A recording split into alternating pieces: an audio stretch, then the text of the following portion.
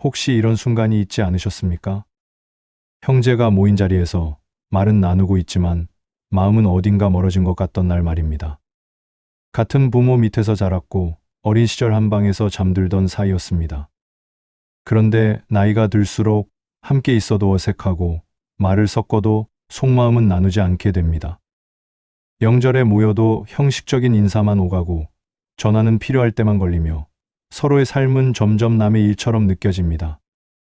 그렇게 형제는 가까운 남이 되어 갑니다. 어느 날 문득 깨닫습니다. 내가 힘들 때 형제에게 말하지 않았고 형제가 어려울 때도 나는 모른 척했다는 것을 말입니다. 서운함은 쌓였고 기대는 사라졌으며 관계는 의무만 남은 채 겉돌기 시작했습니다. 이것은 단순히 세월이 만든 거리가 아닙니다. 나이가 들면서 자연스럽게 멀어진 것도 아닙니다. 형제 관계가 무너지는 데는 분명한 이유가 있습니다. 그것은 감정의 문제가 아니라 태도와 도리의 문제입니다. 정약용은 사람 사이의 관계를 감정으로 설명하지 않았습니다. 그는 관계를 유지하는 것은 정이 아니라 도리이며 가까운 사이일수록 더 분명한 기준이 필요하다고 말했습니다. 형제라는 이름만으로는 관계가 지켜지지 않습니다. 오늘 이 이야기에서는 정약용의 눈으로 인간관계를 다시 바라보는 기준을 차분히 말씀드리겠습니다. 도움이 되신다면 구독과 좋아요 눌러주세요. 관계와 마음이 편해지는 지혜를 계속 전해드리겠습니다. 형제지만 남처럼 느껴지는 순간이 있습니다. 70대 중반의 김영수 씨는 명절마다 형제들과 모입니다. 세 형제가 한자리에 앉아 밥을 먹고 차를 마시고 짧은 대화를 나눕니다. 그런데 그 자리가 해마다 무거워집니다. 말은 나누지만 속마음은 꺼내지 않습니다. 웃기는 하지만 마음은 열리지 않습니다. 김영수 씨는 둘째입니다. 큰형은 성공했고 막내 동생은 여유롭게 삽니다. 그는 평생 가운데에서 살았습니다. 부모님을 모실 때도 집안일을 처리할 때도 언제나 자신이 중심에 서서 조율하고 감당했습니다. 그런데 세월이 지나도 그 역할은 인정받지 못했습니다. 큰형은 경제적으로 도움을 주었지만 결정은 늘 자기가 했습니다. 부모님 병원은 어느 곳으로 갈지, 재산은 어떻게 지낼지 모든 것을 큰형이 정했습니다. 막내는 바쁘다는 이유로 자리에 없었고 끝나고 나서야 나타났습니다. 중요한 순간에는 보이지 않다가 일이 마무리되면 나타나 가벼운 농담을 던졌습니다. 김영수 씨는 그 사이에서 침묵했습니다. 큰형에게는 결정권을 내주었고 막내에게는 아무것도 요구하지 않았습니다. 서운하다고 말하지 않았고 섭섭하다고 표현하지도 않았습니다. 그저 시간이 지나면 나아질 거라 믿었습니다. 언젠가는 형제들이 자신의 노고를 알아줄 거라 기대했습니다. 하지만 시간은 관계를 회복시키지 않았습니다. 오히려 거리만 벌어졌습니다. 서운함은 말하지 않았지만 사라지지 않았고 섭섭함은 표현되지 않았지만 쌓여만 갔습니다. 어느 순간부터 김영수 씨는 형제들과의 만남에서 기대를 내려놓았습니다. 기대하지 않으면 실망하지 않는다고 생각했습니다. 그러나 기대를 내려놓는다는 것은 관계를 포기한다는 뜻이기도 했습니다. 명절 자리에서 큰형이 옛날 이야기를 꺼냈습니다. 어린 시절 함께 놀던 이야기, 아버지가 살아계실 때 이야기였습니다. 김영수 씨는 그 이야기를 들으며 웃었습니다. 하지만 그 웃음 뒤에는 지금은 그때와 다르다는 쓸쓸함이 있었습니다. 어린 시절에는 형제가 전부였지만 이제는 형제가 남처럼 느껴졌습니다. 명절이 끝나고 집으로 돌아오는 길, 김영수 씨는 혼자 중얼거렸습니다. 이제는 형제도 남이야. 그 말에는 체념이 섞여 있었습니다. 그 체념 속에는 자신도 모르게 쌓아온 회피와 침묵이 있었습니다. 말하지 않으면 상처받지 않을 거라 생각했지만 결국 관계 자체가 상처가 되어버렸습니다. 정약용은 이렇게 말했습니다. 형제는 같은 뿌리에서 나왔으나 의리가 서지 않으면 남보다 못하다. 이 말은 냉정하게 들립니다. 하지만 정약용은 형제를 버리라고 한 것이 아닙니다. 그는 형제 관계조차 도리 없이는 유지될 수 없다는 진실을 말한 것입니다. 형제라는 이름은 관계를 지켜주지 않습니다. 피로 맺어진 사이라 해도 도리가 무너지면 남보다 더 멀어집니다. 김영수 씨는 형제에게 아무것도 요구하지 않았습니다. 그러나 그것은 배려가 아니라 관계를 방치한 것이었습니다. 말하지 않으면 전해지지 않고 표현하지 않으면 알려지지 않습니다. 침묵은 평화가 아니라 단절의 시작입니다. 김영수 씨는 형제들이 자신의 마음을 알아주기를 바랐지만 말하지 않은 마음은 전해지지 않습니다. 형제 사이에도 기준이 필요합니다. 무엇을 해야 하고 무엇을 해서는 안 되는지에 대한 분명한 선이 있어야 합니다. 그 선이 없으면 관계는 감정에 따라 흔들립니다. 김영수 씨의 관계가 식어간 것은 형제들이 나빠서가 아닙니다. 서로에게 요구할 기준을 세우지 않았기 때문입니다.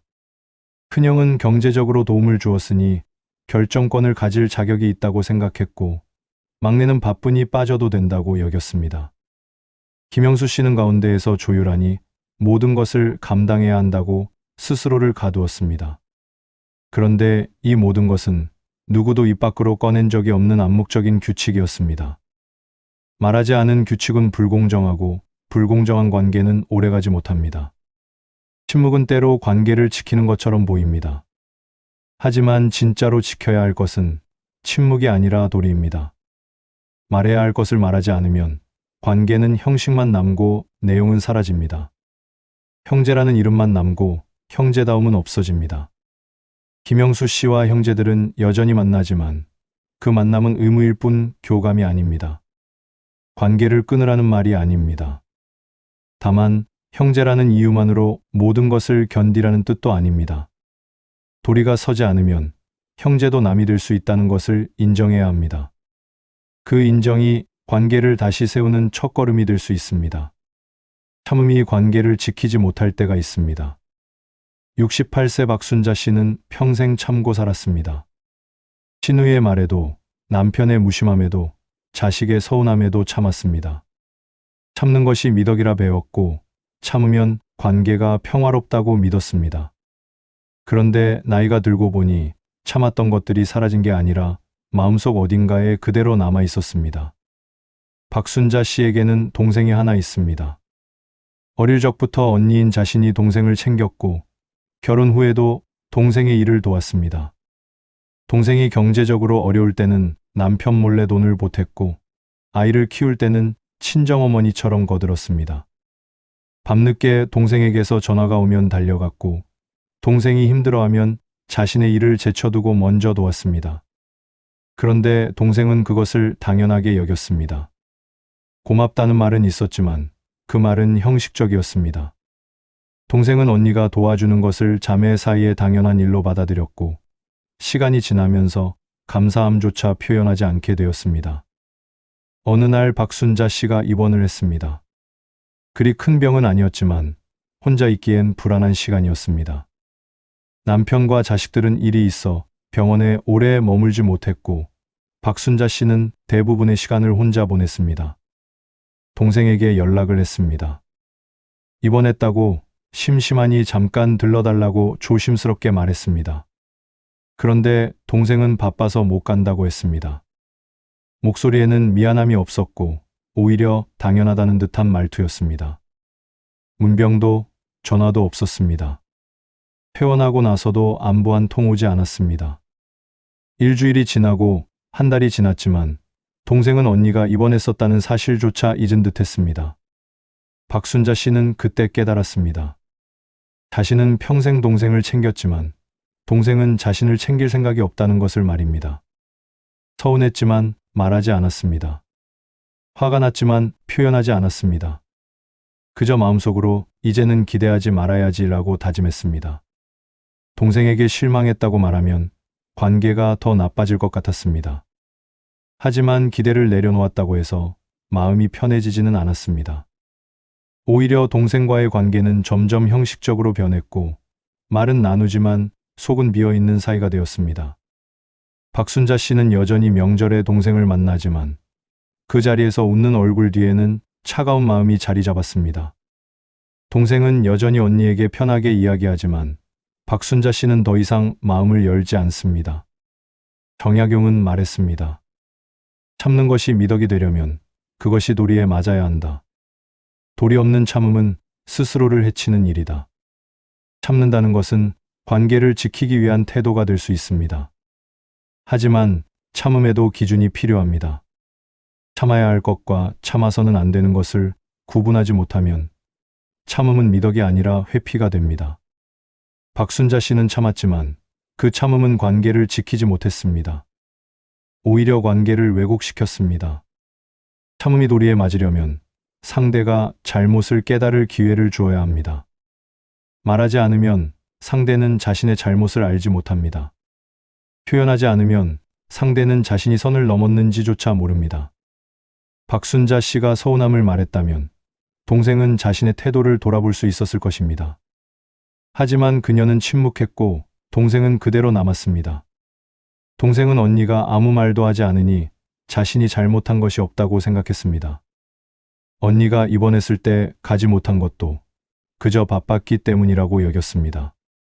동생에게는 언니의 침묵이 이해의 신호로 받아들여졌고 그렇게 동생은 변하지 않았습니다.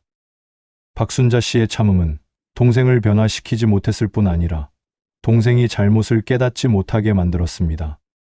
참음은 관계를 지키는 도구가 아닙니다. 참음은 관계를 유지하기 위한 한 가지 태도일 뿐입니다.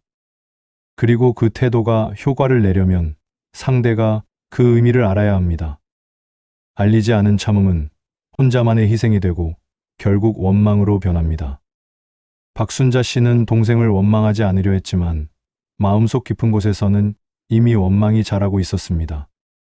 관계는 일방적인 참음으로 유지되지 않습니다. 참는 쪽만 손해를 보고 받는 쪽은 그것을 권리로 여기게 됩니다. 그렇게 관계는 균형을 잃고 한쪽은 지치고 한쪽은 무감각해집니다. 참음이 관계를 지킨다는 믿음은 때로 관계를 무너뜨리는 독이 됩니다.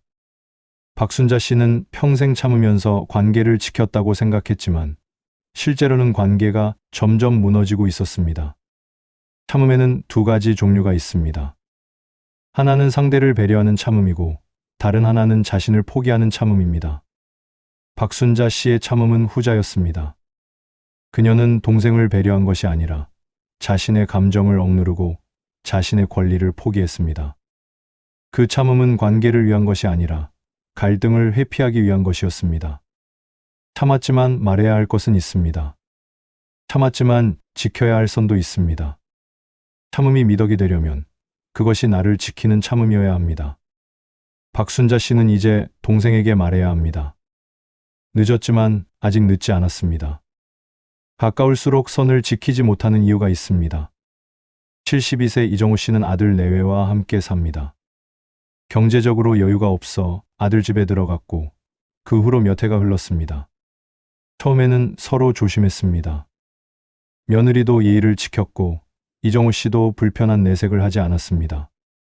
하지만 시간이 지나면서 그 조심스러움은 사라졌습니다. 며느리는 점점 불편한 표정을 숨기지 않았고 이정우 씨는 점점 더 눈치를 보게 되었습니다. 밥을 먹어도 편하지 않고 거실에 앉아 있어도 마음이 불편했습니다. 자신의 집이 아니라 남의 집에 얹혀 사는 기분이었습니다. 아침에 일어나 거실로 나갈 때도 며느리의 표정부터 살폈고 저녁에 텔레비전을 볼 때도 소리를 낮췄습니다. 어느 날 며느리가 말했습니다. 아버님, 제가 바쁠 때는 설거지 좀 도와주시면 안 될까요?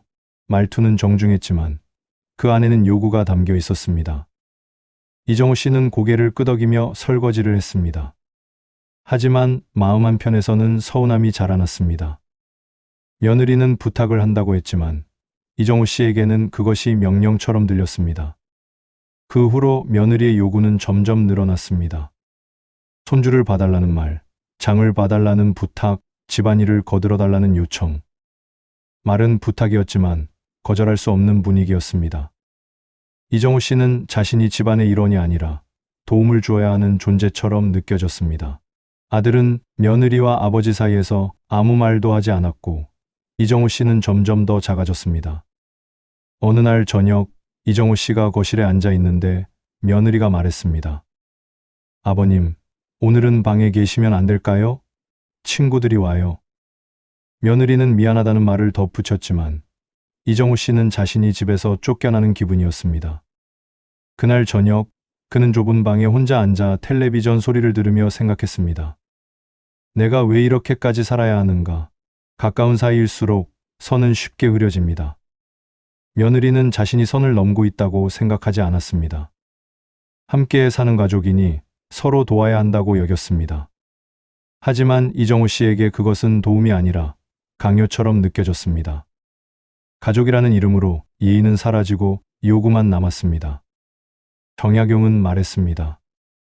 가까운 사이일수록 도리를 잃지 말아야 한다. 가깝다는 이유로 얘를 무너뜨리면 관계는 무너진다. 이 말은 단순한 충고가 아닙니다. 이것은 관계의 본질을 꿰뚫는 통찰입니다. 가족이라고 해서 모든 것이 허용되는 것은 아닙니다. 가깝다고 해서 선을 넘어도 되는 것은 아닙니다. 오히려 가까울수록 더 분명한 기준이 필요합니다. 며느리는 자신이 가족의 일원으로서 당연한 요구를 한다고 생각했지만 이정우 씨는 자신이 존중받지 못한다고 느꼈습니다. 가까운 사이에서 선이 무너지는 이유는 간단합니다. 익숙해지면 조심스러움이 사라지기 때문입니다. 처음에는 상대를 배려하고 말을 조심하고 태도를 지킵니다. 하지만 시간이 지나면 그 배려는 귀찮음이 되고 조심은 형식이 되고 태도는 무너집니다. 그리고 그 자리에는 무례함과 무감각함이 들어섭니다. 며느리는 처음에 시아버지를 대할 때 조심했습니다. 말 한마디에도 신경 썼고 행동 하나하나에도 예의를 지켰습니다. 하지만 몇 년이 지나면서 그 조심스러움은 사라졌습니다. 시아버지는 이제 남이 아니라 가족이니 편하게 대해도 된다고 생각했습니다. 하지만 그 편함은 이정우 씨에게는 무례함으로 느껴졌습니다. 관계가 가깝다고 해서 예의를 생략해도 되는 것은 아닙니다. 관계가 편하다고 해서 상대의 감정을 무시해도 되는 것은 아닙니다. 가까운 사이일수록 더 신중해야 하고 더 조심해야 하며 더 분명한 선을 지켜야 합니다. 그 선이 무너지는 순간 관계는 편함이 아니라 불편함으로 바뀝니다. 이정우 씨는 며느리에게 자신의 불편함을 말하지 않았습니다. 말하면 관계가 더 나빠질까 두려웠고 참으면 언젠가 나아질 거라 믿었습니다. 하지만 참는다고 해서 선이 다시 세워지지는 않습니다. 선은 말로 세워지고 태도로 지켜집니다. 이정우 씨의 침묵은 며느리에게 모든 것이 괜찮다는 신호로 받아들여졌고 며느리는 계속해서 선을 넘었습니다. 선을 잃은 관계는 한쪽만 불편해집니다. 며느리는 여전히 편하지만 이정우 씨는 날마다 불편합니다. 그 불편함이 쌓이면 관계는 결국 무너집니다. 이정우 씨는 아들 집에 살지만 마음은 이미 그 집을 떠났습니다. 몸은 함께 있지만 마음은 따로 있는 관계가 되어버렸습니다. 가까운 사이일수록 선이 필요합니다. 그 선은 관계를 차갑게 만드는 것이 아니라 관계를 존중하는 것입니다. 선이 있어야 서로가 편안합니다. 선이 없으면 한쪽은 무너지고 한쪽은 무감각해집니다. 정의 판단을 흐릴 때가 있습니다. 65세 최민수 씨는 친구 하나를 40년 넘게 알고 지냈습니다. 학창 시절부터 함께였고 결혼 후에도 자주 만났으며 어려운 일이 있을 때마다 서로 도왔습니다. 그 친구는 최민수 씨에게 형제 같은 사람이었습니다. 기쁜 일도 슬픈 일도 함께 나눴고 술 한잔 기울이며 속마음을 털어놓을 수 있는 유일한 사람이었습니다. 그런데 몇 년 전 그 친구가 사업을 한다며 돈을 빌려달라고 했습니다.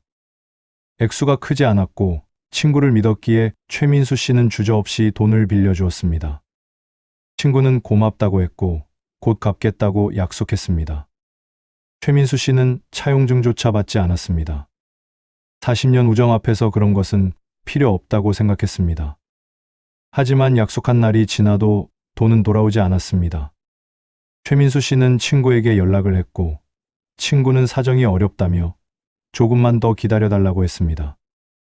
목소리에는 미안함이 묻어났고 최민수 씨는 친구를 믿기로 했습니다. 한 달이 지나고 석 달이 지나고 1년이 지났습니다. 그러나 돈은 돌아오지 않았고 친구는 점점 연락을 피하기 시작했습니다. 전화를 걸면 받지 않고 문자를 보내면 답이 없었습니다. 가끔 친구가 먼저 연락을 해왔지만 그때는 돈 이야기를 꺼내기 어려운 분위기였습니다. 친구는 일상적인 이야기만 나누고 빠르게 전화를 끊었습니다. 최민수 씨는 점점 불안해졌습니다. 돈이 아까운 것이 아니라 친구가 변한 것 같아 두려웠습니다. 어느 날 최민수 씨는 우연히 그 친구가 여행을 다녀왔다는 소식을 들었습니다. 다른 지인의 SNS에 올라온 사진 속에 친구가 밝게 웃고 있었습니다. 돈이 없다고 했던 친구가 여행을 다녀온 것입니다. 최민수 씨는 배신감을 느꼈습니다. 하지만 친구에게 따지지는 못했습니다. 40년 우정이 돈 때문에 무너지는 것이 아깝다고 생각했습니다. 그렇게 최민수 씨는 돈도 잃고 친구도 잃었습니다. 친구는 여전히 가끔 연락을 하지만 돈 이야기는 꺼내지 않습니다. 최민수 씨도 더 이상 말하지 않습니다. 관계는 유지되고 있지만 그 안에는 신뢰가 없습니다. 만날 때마다 어색하고 대화는 겉돌며 예전의 편안함은 사라졌습니다. 최민수 씨는 친구를 만날 때마다 생각합니다. 내가 왜 그때 차용증을 받지 않았을까? 왜 돈 이야기를 명확하게 하지 않았을까? 정약용은 말했습니다. 정은 귀하지만 도리를 넘으면 화가 된다. 정이 있다고 해서 모든 것을 용납해야 하는 것은 아닙니다. 가까운 사이라고 해서 잘못을 눈 감아주어야 하는 것도 아닙니다. 정과 도리는 다른 것입니다. 정은 사람을 이어주지만 도리는 관계를 바로 세웁니다. 정만 있고 도리가 없으면 관계는 한쪽으로 기울고 결국 무너집니다. 최민수 씨는 친구에게 정을 주었습니다. 하지만 친구는 그 정을 당연하게 여겼고 도리를 지키지 않았습니다. 돈을 갚지 않은 것은 경제적 문제가 아니라 태도의 문제였습니다. 친구는 최민수 씨의 정을 이용했고 그 정을 지킬 책임은 느끼지 않았습니다. 여행을 갈 수 있는 여유가 있으면서도 친구에게 빚진 돈을 먼저 갚으려 하지 않았습니다. 정의 판단을 흐리는 순간 사람은 옳고 그름을 구분하지 못하게 됩니다. 잘못된 일도 이해하게 되고 넘지 말아야 할 선도 넘어주게 됩니다. 그렇게 정은 관계를 지키는 힘이 아니라 관계를 무너뜨리는 독이 됩니다. 최민수 씨가 친구를 잃은 것은 돈을 빌려준 것 때문이 아닙니다. 정에 기대어 도리를 요구하지 않았기 때문입니다. 최민수 씨는 친구가 어렵다고 하니 믿어주려 했습니다. 친구가 시간이 필요하다고 하니 기다려주려 했습니다. 하지만 그 믿음과 기다림은 친구를 변화시키지 못했습니다. 오히려 친구는 최민수 씨의 관대함을 이용했고 도리를 지킬 필요를 느끼지 않게 되었습니다. 정은 관계를 부드럽게 만들지만 도리가 없는 정은 관계를 흐트러뜨립니다. 관계에는 정도 필요하지만 도리는 더 필요합니다. 정이 있어도 도리가 없으면 관계는 한쪽만 손해를 보는 구조가 됩니다. 도리는 차가운 것이 아닙니다. 도리는 관계를 공정하게 만드는 기준입니다. 그 기준이 서야 정도 오래 갑니다. 최민수 씨가 친구에게 도리를 요구했다면 친구는 책임을 느꼈을 것이고 관계는 무너지지 않았을 것입니다. 최민수 씨는 친구에게 돈을 요구할 권리가 있었습니다. 그것은 우정을 저버리는 일이 아니라 도리를 지키는 일이었습니다. 하지만 그는 정 때문에 말하지 못했고 결국 정도 도리도 모두 잃었습니다. 친구는 그대로이고 최민수 씨만 손해를 봤습니다. 돈을 잃은 것보다 더 큰 것은 40년 우정에 대한 믿음을 잃은 것입니다. 정에 기대지 말고 도리를 세워야 합니다. 그것이 관계를 지키는 진짜 방법입니다. 정은 관계를 시작하게 하지만 도리는 관계를 지속하게 합니다. 정만 있고 도리가 없으면 관계는 언젠가 무너집니다. 의무만 남은 관계는 공허합니다. 69세 윤명희 씨는 매주 토요일마다 친정어머니를 찾아갑니다.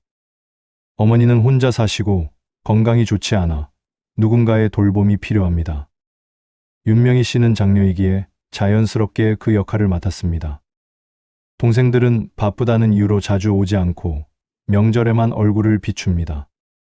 동생들이 오지 않는 이유를 묻지 않습니다. 장녀인 자신이 해야 한다고 스스로를 다독입니다. 윤명희 씨는 어머니를 모시는 것이 당연하다고 생각합니다. 하지만 토요일이 다가올 때마다 마음 한편에서는 무거움이 올라옵니다. 가야 하기 때문에 가는 것이지, 가고 싶어서 가는 것은 아닙니다. 어머니를 뵙는 것이 기쁨이 아니라 의무가 되어버렸습니다. 금요일 밤이면 토요일을 생각하며 한숨이 나오고, 토요일 아침이면 무거운 발걸음으로 집을 나섭니다. 어머니는 윤명희 씨가 올 때마다 이것저것 부탁을 합니다. 장을 봐달라, 병원에 데려가달라, 청소를 좀 해달라. 윤명희 씨는 묵묵히 그 일들을 해냅니다. 하지만 어머니로부터 고맙다는 말을 들은 적은 거의 없습니다. 어머니는 딸이 하는 일을 당연하게 여기고, 윤명희 씨는 자신이 도구처럼 쓰이는 기분을 느낍니다. 어머니는 가끔 네 동생들은 바빠서 못 오는데 너라도 와줘서 다행이다 라고 말합니다. 그 말에는 고마움이 아니라 당연함이 담겨 있습니다. 어느 토요일 윤명희 씨는 어머니 집에서 청소를 하다가 문득 멈췄습니다. 내가 왜 이렇게까지 해야 하는지, 어머니는 나를 어떻게 생각하는지, 동생들은 왜 아무것도 하지 않는지, 그런 생각들이 머릿속을 채웠습니다. 그리고 그 순간 자신이 어머니를 사랑해서가 아니라 의무감 때문에 이 일을 하고 있다는 것을 깨달았습니다. 윤명희 씨는 손을 멈추고 거실에 앉았습니다. 어머니는 방에서 텔레비전을 보고 계셨고, 윤명희 씨는 혼자 생각에 잠겼습니다. 언제부터 이렇게 되었을까? 처음에는 어머니를 뵙는 것이 기뻤습니다. 어머니와 차 한잔 나누며 이야기하는 시간이 좋았습니다. 그런데 언제부턴가 그 시간이 사라졌습니다. 어머니는 이야기를 나누는 대신 부탁을 하고, 윤명희 씨는 그 부탁을 들어주느라 정작 어머니와 마주 앉을 시간이 없었습니다. 관계가 의무로만 남으면 그 안에는 따뜻함이 사라집니다. 윤명희 씨는 어머니를 모시고 있지만 마음은 텅 비어 있습니다. 어머니 역시 딸을 대할 때 감사함보다는 당연함을 먼저 느낍니다. 그렇게 관계는 형식만 남고 내용은 사라집니다. 윤명희 씨는 어머니를 위해 많은 일을 하지만 그 일들이 쌓일수록 마음은 더 멀어집니다. 정약용은 말했습니다. 효는 마음에서 나와야 한다. 마음 없는 행동은 효가 아니라 형식이다. 이 말은 단순히 행동이 중요하지 않다는 뜻이 아닙니다. 정약용은 행동 속에 마음이 담겨야 한다고 말한 것입니다. 관계는 행동만으로 유지되지 않습니다. 행동 속에 마음이 담겨 있어야 합니다. 윤명희 씨는 어머니를 위해 많은 것을 하고 있지만 그 행동 속에는 마음이 없습니다. 어머니 역시 딸의 행동을 받고 있지만 그 안에 담긴 공허함을 느끼지 못합니다. 관계는 겉으로는 유지되고 있지만 속은 이미 무너져 있습니다. 의무로만 남은 관계는 오래가지 못합니다. 의무를 다하는 쪽은 점점 지치고 받는 쪽은 점점 무감각해집니다. 그리고 어느 순간 관계는 끊어지거나 아니면 서로에게 상처만 주는 관계로 변합니다. 윤명희 씨가 어머니를 모시는 것은 분명 옳은 일입니다. 하지만 그 일이 의무로만 느껴진다면 그것은 윤명희 씨에게도 어머니에게도 불행한 일입니다. 윤명희 씨는 때때로 생각합니다. 내가 이렇게 하는데 왜 마음은 편하지 않을까? 옳은 일을 하고 있는데 왜 기쁘지 않을까? 그 이유는 간단합니다. 의무는 행동을 만들지만 마음을 만들지는 못하기 때문입니다. 윤명희 씨는 어머니를 위해 무엇이든 하지만 그 무엇 속에는 자신이 없습니다. 자신의 마음은 어디에도 없고 그저 해야 할 일만 남아 있습니다. 관계를 의무로만 유지하지 않으려면 그 안에 의미를 되찾아야 합니다. 왜 이 일을 하는지, 이 관계가 나에게 어떤 의미인지를 다시 생각해야 합니다. 의무는 관계의 시작이 될 수는 있지만 관계의 전부가 되어서는 안 됩니다. 의무 속에서도 마음을 잃지 않으려는 노력이 필요합니다. 윤명희 씨는 어머니와 함께 차를 마시는 시간을 만들어야 합니다. 청소와 장보기 사이에 어머니와 마주 앉아 이야기를 나누는 시간이 필요합니다. 윤명희 씨는 어머니를 원망하지 않습니다. 하지만 자신이 하고 있는 일이 기쁨이 아니라 짐이 되고 있다는 것을 느낍니다. 그 짐을 내려놓을 수는 없지만 그 안에서 의미를 찾지 못하면 관계는 공허해질 수밖에 없습니다. 의무는 관계를 지탱하지만 의무만으로는 관계를 채우지 못합니다. 관계를 채우는 것은 마음입니다. 의무는 관계를 지킬 수 있지만 의무만으로는 관계를 채울 수 없습니다. 행동은 있지만 마음이 없으면 그것은 관계가 아니라 형식입니다. 욕심을 버려야 관계가 보입니다. 74세 강태준 씨는 자식들에게 많은 것을 바랐습니다. 경제적으로 성공하기를, 자주 찾아오기를, 손주를 자주 보여주기를 바랍니다. 그 바람은 자연스러운 것이었고 부모라면 누구나 가질 수 있는 마음이었습니다. 하지만 시간이 지나면서 그 바람은 점점 무거워졌습니다. 바람은 기대가 되었고 기대는 요구가 되었으며 요구는 집착이 되었습니다. 자식들은 각자의 삶이 있었고 강태준 씨가 바라는 만큼 자주 오지 못했습니다. 명절에는 모였지만 바쁘다는 이유로 금방 돌아갔습니다. 강태준 씨는 서운했습니다. 평생 자식들을 위해 살았는데 이제는 자신이 외면받는 기분이었습니다. 자식들이 어릴 때는 모든 것을 자식 중심으로 살았습니다. 자식들의 학교 행사에는 빠지지 않고 참석했고 자식들이 원하는 것은 무엇이든 해주려 애썼습니다. 그런데 이제 자식들은 자라서 자신의 삶을 살고 있습니다. 그는 자식들에게 자주 전화를 했습니다. 안부를 물었고 언제 올 거냐고 물었습니다. 자식들은 처음에는 대답을 했지만 점점 전화를 피하기 시작했습니다. 강태준 씨의 전화는 안부가 아니라 요구처럼 느껴졌기 때문입니다. 자식들은 아버지를 부담스러워했고 강태준 씨는 자식들이 자신을 소홀히 한다고 느꼈습니다. 어느 명절 자식들이 모두 모였습니다. 강태준 씨는 기뻤지만 그 기쁨은 오래가지 않았습니다. 자식들은 식사 후 곧 돌아갈 채비를 했습니다. 강태준 씨는 벌써 가느냐, 좀 더 있다가 가지라고 말했습니다. 자식들은 난처한 표정을 지었고 결국 조금 더 머물다 갔습니다. 하지만 그 시간 동안 자식들은 불편해 보였고 강태준 씨는 그것을 느꼈습니다. 자식들은 의무감으로 머물러 있었고 강태준 씨는 그 의무감이 더 슬펐습니다. 어느 날 강태준 씨는 문득 깨달았습니다. 자신이 자식들에게 너무 많은 것을 바라고 있었다는 것을 말입니다. 자식들이 자주 오기를, 오래 머물기를, 자신을 우선시하기를 바랐습니다. 하지만 그 바람은 자식들에게는 짐이었습니다. 자식들에게도 각자의 가정이 있고 직장이 있으며 해야 할 일이 있습니다. 그런데 강태준 씨는 자식들이 그 모든 것을 제쳐두고 자신을 먼저 찾아오기를 바랐습니다. 정약용은 말했습니다. 사람이 욕심을 버리지 못하면 관계는 욕심으로 무너진다. 부모의 바람은 자연스러운 것이지만 그 바람이 과하면 욕심이 됩니다. 욕심은 상대를 내 뜻대로 움직이려는 마음입니다. 강태준 씨는 자식들을 사랑했지만 그 사랑은 점점 욕심으로 변했습니다. 자식들이 자신의 기대에 맞춰 살기를 바랐고 그렇지 않을 때는 서운해했습니다. 사랑과 욕심은 다릅니다.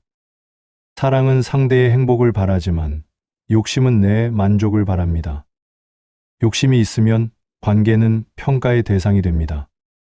상대가 내 기대에 부응하면 만족하고 그렇지 않으면 실망합니다. 강태준 씨는 자식들이 자주 오면 기뻤고 오지 않으면 서운했습니다. 그의 감정은 자식들의 행동에 따라 흔들렸고 관계는 점점 무거워졌습니다.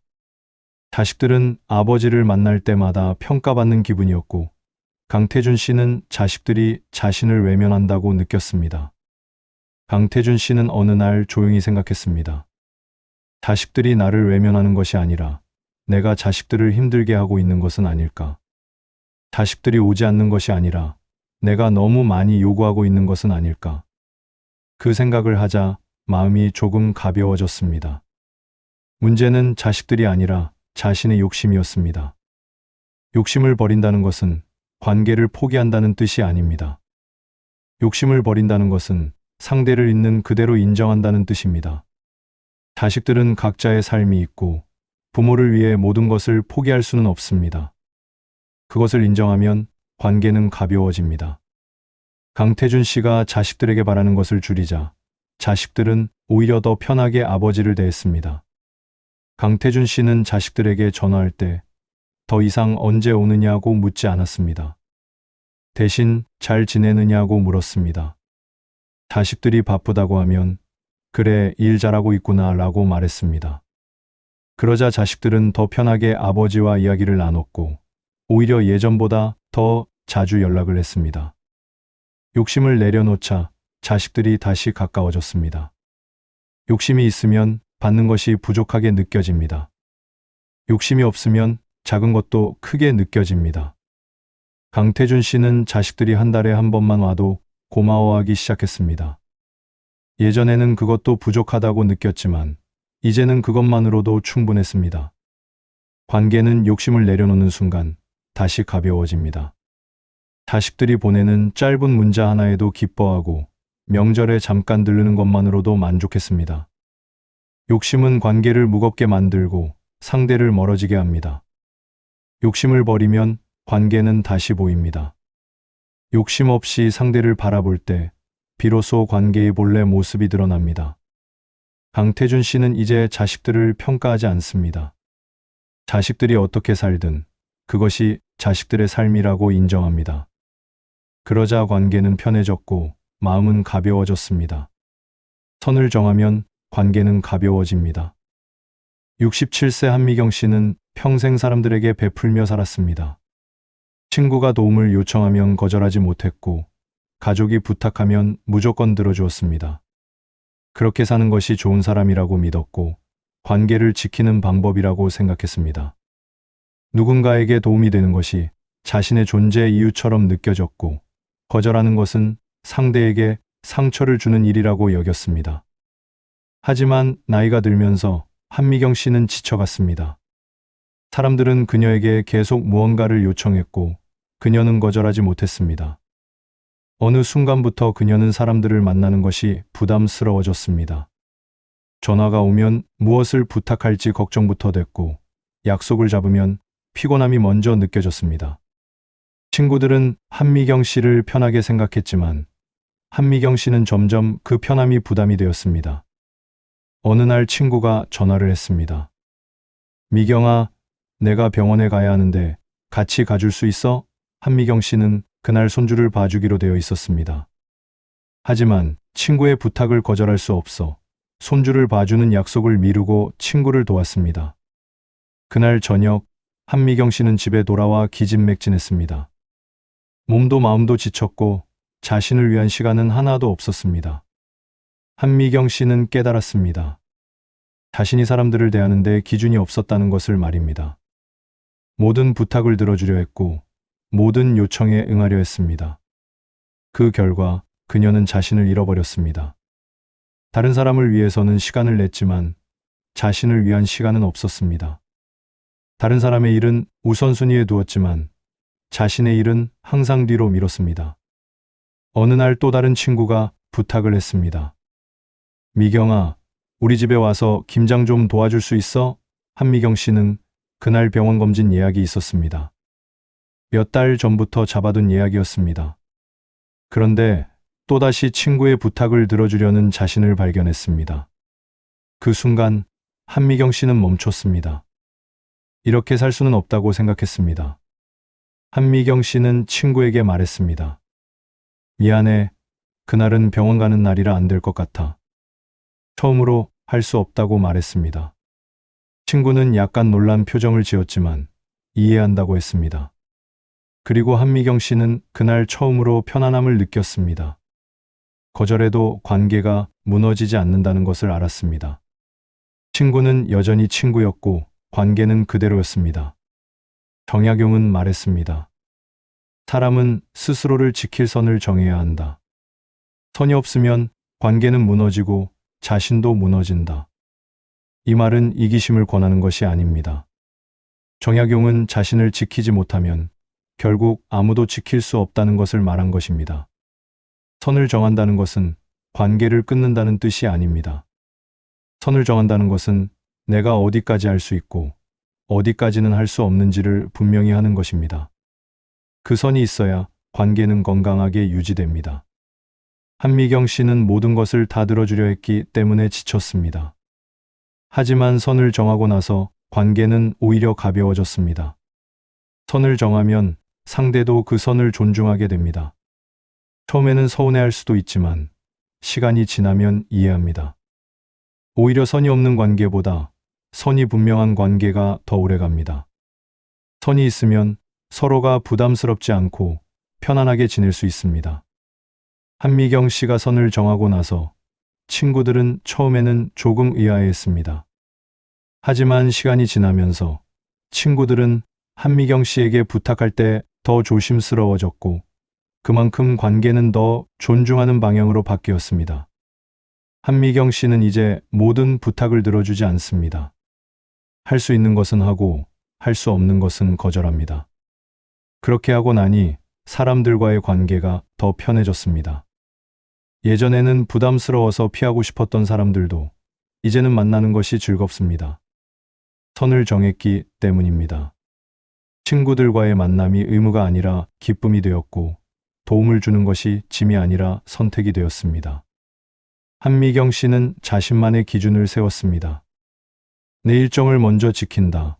몸이 힘들 때는 거절한다. 한 달에 한 번은 나를 위한 시간을 갖는다. 이 기준을 세우고 나니 삶이 훨씬 가벼워졌습니다. 사람들은 여전히 부탁을 하지만 한미경 씨는 이제 자신의 기준에 따라 응답합니다. 할 수 있을 때는 기꺼이 돕고 할 수 없을 때는 정중히 거절합니다.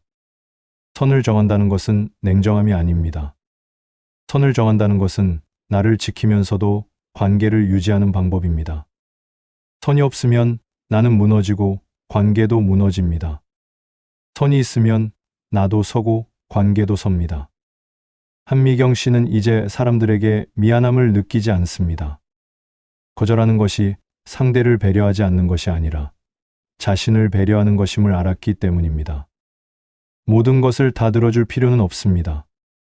지킬 선을 정하면 관계는 가벼워지고 나는 편안해집니다. 한미경 씨는 이제 관계 속에서 자신을 잃지 않습니다. 관계를 끊으라는 말이 아닙니다. 다만 관계 속에서도 나를 지키는 선이 필요하다는 것입니다. 나이가 들면서 형제가 남처럼 느껴지는 것은 세월의 문제가 아닙니다.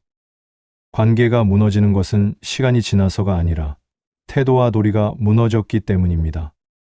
우리는 평생 참으며 살았습니다. 참으면 관계가 유지될 거라 믿었고 참으면 언젠가는 인정받을 거라 기대했습니다. 하지만 참는다고 해서 관계가 저절로 지켜지지는 않습니다. 참음에도 기준이 필요하고 참음 속에도 도리가 있어야 합니다. 정약용은 인간관계를 감정으로 설명하지 않았습니다. 그는 관계를 도리로 설명했습니다. 가까운 사이일수록 더 분명한 기준이 필요하고 정이 있을수록 더 엄격한 태도가 필요하다고 말했습니다. 형제라는 이름만으로는 관계가 지켜지지 않습니다. 가족이라는 이유만으로는 선을 넘어도 되는 것이 아닙니다. 오늘 이 이야기는 형제를 끊으라는 말이 아닙니다. 관계를 버리라는 이야기도 아닙니다. 다만 관계를 지키려면 기준이 필요하고 그 기준은 스스로 세워야 한다는 뜻입니다.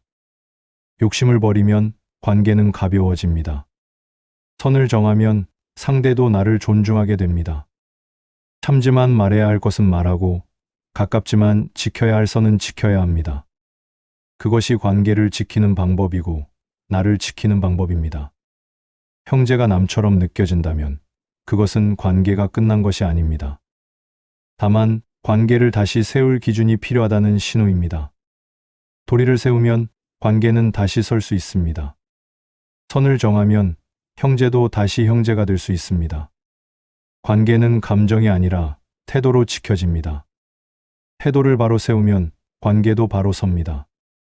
구독과 좋아요 눌러주시면 앞으로도 관계가 한결 편해지고 생각이 정리되는 지혜를 꾸준히 전해드리겠습니다.